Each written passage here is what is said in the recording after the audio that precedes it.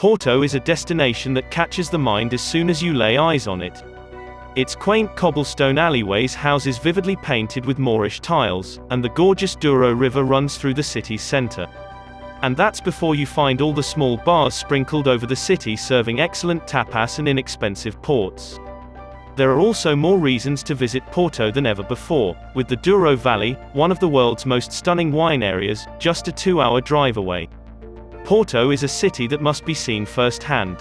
One of the best things about Porto is how tiny it is compared to other cities. That means you'll have to rely on your feet and walk as much as possible to acquire a true sense of the location.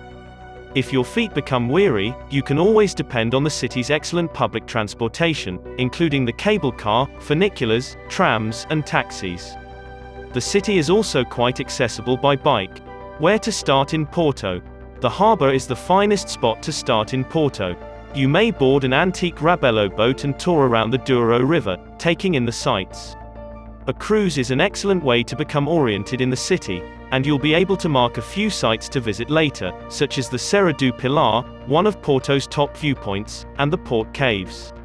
On a Rabello boat excursion, you'll quickly see why Porto is known as the City of Bridges, because the city has the most bridges of any city in Europe, with 6.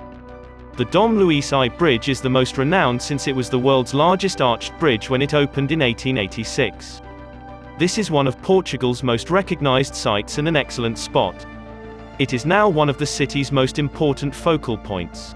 The Pia Bridge, constructed by Gustave Eiffel in 1877, is another of Porto's notable bridges. This is the same Gustave Eiffel who designed the Eiffel Tower in Paris, and when you look at the bridge, you can't help but see the parallels between the two monuments.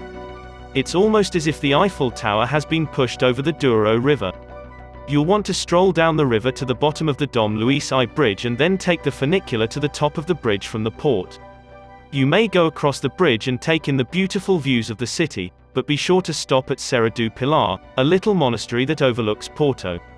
This is undoubtedly one of the city's unique perspectives, particularly when the sun sets over the River Douro, so get there towards the end of the day.